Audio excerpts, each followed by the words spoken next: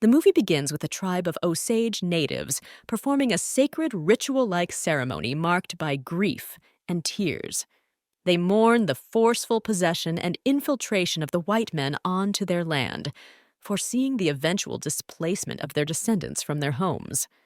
During the ceremony, they bury a sacred peace pipe wrapped in a cloth in the ground. Moments later, a group of men discovers an oil deposit as black liquid showers out while they bury the pipe. This discovery brings about a shift in mood, and everyone celebrates with joy as it leads to immense wealth for the Osage Nation. This newfound prosperity attracts the attention of the U.S. Congress, which deems them incapable and passes a law mandating the assignment of guardians to manage their wealth. After World War I, Ernest Burkhart makes his way to the Osage Nation in Oklahoma, where he seeks out his uncle, William King Hale, a prominent and affluent figure in the region. Hale is also known as the King of the Osage Hills. He is esteemed for his kind nature and deep affection for the Osage people, seeing himself as a friend and supporter of the Osage community. He is also famous for his success in various businesses amongst both communities. During a conversation with Ernest about his military experiences, their discussion is interrupted by Ernest's brother, Byron. King advises Ernest to avoid creating issues, as he not only holds a prominent position as a businessman, but also serves as a deputy sheriff, aiming to steer clear of unnecessary problems. Hale informs Ernest about the wealth of the Osage people and encourages him to seize the opportunity for financial gain. Additionally, he provides Ernest with a book on Osage culture and history, urging him to read it. Despite their prosperity, members of the Osage Nation in the United States are mysteriously murdered, with no investigations conducted, and the deaths are often ruled as suicides. Molly Kyle, a wealthy, full-blood Osage, discusses the significant sum of money her family recently spent. When she requests to use some for her diabetes medication, her plea is rejected by a man who insists that her family guardian's presence is required before accessing her funds. Ernest meets Molly while working as a cab driver, and she becomes his regular customer. Seeing this as an opportunity, King advises Ernest to pursue a romantic relationship with Molly. Ernest follows the advice and gradually grows closer to her. Additionally, Ernest, along with Byron, has been involved in armed robberies targeting the Osage community, using the stolen funds for gambling purposes. Ernest and Molly get to know each other, and a romance quickly blossoms, culminating in Ernest and Molly marrying in the traditional Osage Indian style. During the celebration, King comforts Molly's sister, Minnie Smith, who is grieving over her illness and later passes away. While the Osage community mourns the loss of the young woman, King persuades Ernest to exploit the situation, suggesting that if more of Molly's family members die, more money would eventually flow to Molly, and that wealth would transfer to Ernest after Molly's passing. After the woman's death, life returns to normal for a while, and by that time, Ernest and Molly already have children. Everyone is gathered at Molly's mother, Lizzie's place, when an unexpected event occurs. Lizzie notices an owl by the window and warns Molly that seeing the owl is a sign that their family is facing death because of Molly, suggesting that marrying a white man would lead to the destruction of the Osage family. Lizzie then expresses her love for her other daughter, Anna, and states that she does not feel the same way towards Molly. Anna, in a drunken state, arrives and attempts to sit on Byron's lap, but he pushes her away, leading to Anna becoming angry and slapping Byron. Molly intervenes to calm Anna down, but when Anna witnesses Byron shamelessly flirting with a maid, her anger intensifies. Ernest and Molly quickly step in to stop the fight, separating the two away from each other. As Anna reaches for a gun, Ernest swiftly disarms her, pushing Byron out of the house while Molly holds on to Anna, trying to calm her down. The following day, Anna and Byron reconcile and depart together. Later, Molly is informed about the death of her sister and is taken to her body. Molly visits the site, and Ernest hugs her as she cries upon seeing her deceased sister. On the same day, the body of another Osage man is discovered, and both deaths are ruled as murders.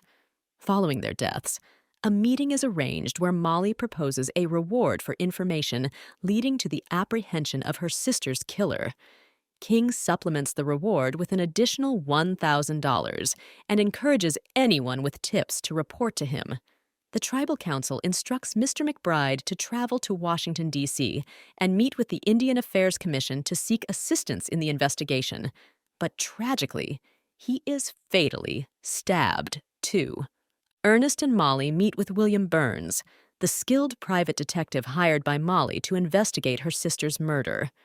During the investigation, the detective discovers that Bill Smith, a man who was married to Minnie and, after her death, married Molly's other sister, Rita, had been conducting his inquiries for the murders. Additionally, it is revealed that Anna was pregnant at the time of her death, though no further information had been uncovered. Unknown to Molly, Ernest secretly monitored her and shared all the detective's findings with King. In another incident, a group of men vandalize Anna's grave, stealing all the jewelry from her body. Ernest is aware that the perpetrators are led by a man named Blackie.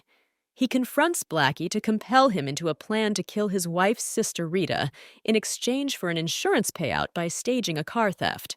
However, before the plan could be carried out, Blackie is arrested. Furious, King summons Ernest and punishes him for allowing the situation to escalate to the point where Molly has hired an investigator. King scolds Ernest for failing to handle his wife and lead his family. William Burns is on the verge of entering his room when two men forcibly push him inside and viciously assault him. The detective mysteriously vanishes, and Molly never receives further information about his whereabouts. Ernest and King approach Henry Grammer, a criminal, to seek assistance in completing the supposed task left by Blackie. Henry suggests hiring an explosive expert named A.C. Kirby. At the Burkhart's residence, doctors attending to Molly's diabetes pay a visit to administer her insulin shot. However, Molly refuses the treatment, leaving Ernest with no option but to ask the doctors to leave while he takes the insulin kit. After the doctors depart, Ernest attempts to talk to Molly, but she becomes emotional, which frustrates Ernest, resulting in an ugly argument. Eventually, Molly allows Ernest to administer the injection. Ernest then reassures and comforts her, promising no one will hurt her. Meanwhile, Henry Roan, also an Osage member, falls ill, prompting King to offer assistance, which puzzles Ernest. King explains that he is the beneficiary of Roan's life insurance policy and needs Henry to survive for a few more months. King then reveals that Henry was Molly's first husband, which shocks Ernest. On the other hand, Lizzie's health continues to deteriorate, and eventually, she passes away. At a dinner, Molly confides in King about a private investigator she has hired. Unbeknownst to her, Ernest and Byron have killed the investigator. King suggests that the investigator might have disappeared after receiving the payment. Following this revelation, Ernest and Molly announce Molly's pregnancy, although King doesn't seem particularly pleased about the news. Ernest makes a plan with a man named John to make Henry's death look like a suicide. After their introduction, they frequently socialize by drinking and spending time together. Eventually, the two meet in an isolated location, where John fatally shoots Henry. Later, John meets with Ernest to confirm the completion of the task, handing over the gun he used to kill Henry before departing. Ernest and King engage in an argument concerning Henry's death, as it is not perceived as suicide, but murder. Despite King's orders for Ernest to find AC and carry out the plan, Ernest approaches John to locate AC instead. One night, an explosion occurs while the Burkhart family is asleep. Molly promptly checks on the children while Ernest goes outside to assess the situation. He discovers that the exploded house belonged to the Smiths, where Molly's sister Rita, along with her husband and a housekeeper, tragically perished. Ernest stands in shock as others attend to Rita's body, feeling overwhelmed. He returns to his home, where his family awaits him. Upon realizing her sister's death, Molly lets out a heart-wrenching scream of pain. Following Rita's death, Molly takes it upon herself to visit Washington, D.C., seeking assistance in investigating the Osage murders. Unknown to Molly, her deteriorating health isn't solely due to diabetes, but the result of poison administered by Ernest and King with the collaboration of trusted doctors. Finding Molly lying weak on her bed, Ernest offers her comfort as he administers another insulin injection. Shortly after, a knock at the door reveals a visitor, Tom White from the U.S. Bureau of Investigation. Ernest discovers that the Tribal Council has sought aid from the U.S. government, prompting the dispatch of agents from the U.S. Bureau of Investigation to look into the Osage murders. The agent requests to speak with Molly, but hesitant to let him in, Ernest informs the agent that Molly is resting after receiving her diabetes medication and suggests that he return on Friday. Panicked, Ernest urgently seeks King to tell his uncle about the agent's arrival from the Bureau of Investigation. However, King is in the midst of a festival. Seeing Ernest's agitation, King advises him to calm down and take a seat before excusing himself, unaware that they are being observed. The following day, King goes to the insurance agency to claim the money Henry Roan left, but his claim is denied. Despite attempting to intimidate the insurance agency employee using his influence, King's efforts are wasted. Meanwhile, Tom White approaches King to ask him questions, but King refuses, citing the inappropriateness of their current location. The agent agrees to meet with King at a later time. Blackie, a man hired by King, attempts to rob a bank and is subsequently apprehended by the authorities. Despite this, King continues to support Osage projects to maintain a facade of friendship with the Osage community. Fearing potential exposure, King decides to eliminate some of his hired men, targeting A.C. Kirby, responsible for the Smiths' home explosion, and his associate, Henry Gramer. A.C. and Henry attempt to rob a store, resulting in A.C.'s death, while Henry manages to flee but later crashes his car. Simultaneously, the Bureau of Investigation agents delve into their investigation, mainly focusing on Henry Roan's murder. Gradually, they begin to notice the recurrent presence of King, Ernest, and Byron, finding their names constantly appearing in their observations. Further investigations reveal that Byron and cousin Kelsey Morrison were present with Anna on the night she died. Continuing their inquiry, the agents manage to apprehend Morrison, who agrees to cooperate with the authorities. A fire erupts on King's ranch, coinciding with an incident where an agent disguised as an insurance salesman sells a fire policy. This adds to suspicions regarding King's potential involvement in fraudulent insurance policies. As the days pass, Ernest becomes increasingly paranoid, feeling the weight of his past misdeeds closing in on him. While tampering with his wife's insulin by adding poison, he deliberately contaminates his alcohol and consumes it. He then administers the insulin to his wife before passing out. Ernest is taken and interrogated by the agents, but he remains silent.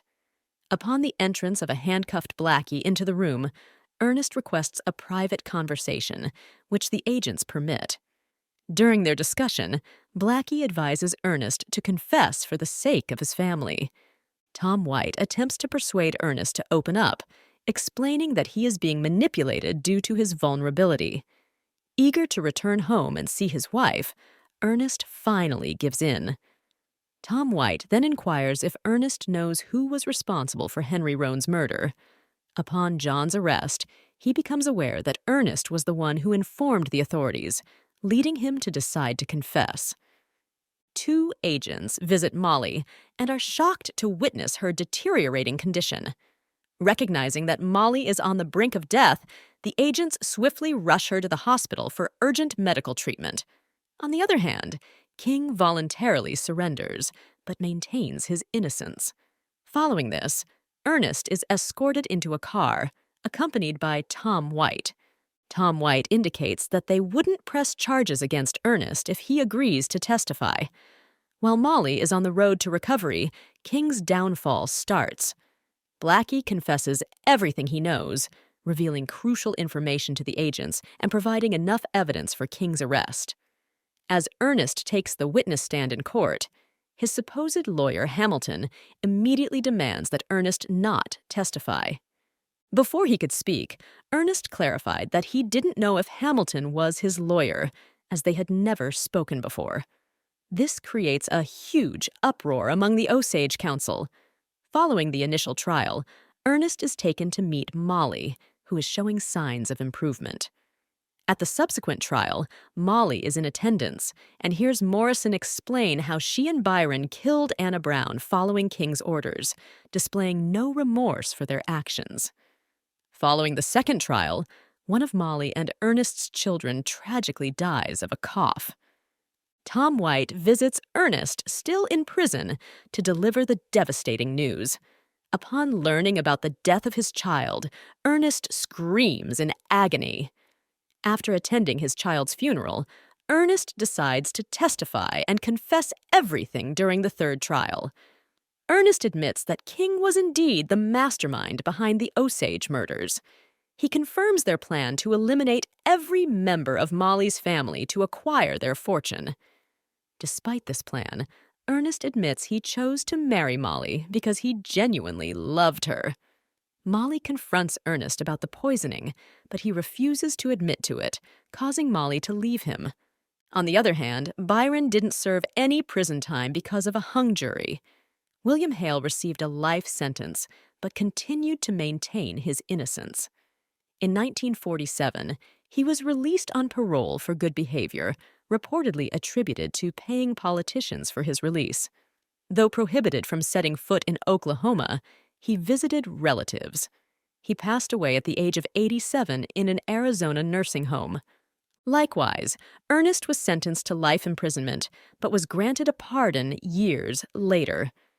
He returned to Osage County, residing in a trailer park with his brother Byron. After divorcing Ernest, Molly remarried. Tragically, she succumbed to diabetes at the age of 50 in 1937. She was laid to rest beside her family, including her parents, sisters, and daughter. Despite several deaths, the Osage tribe maintained a thriving state of success, money, and happiness.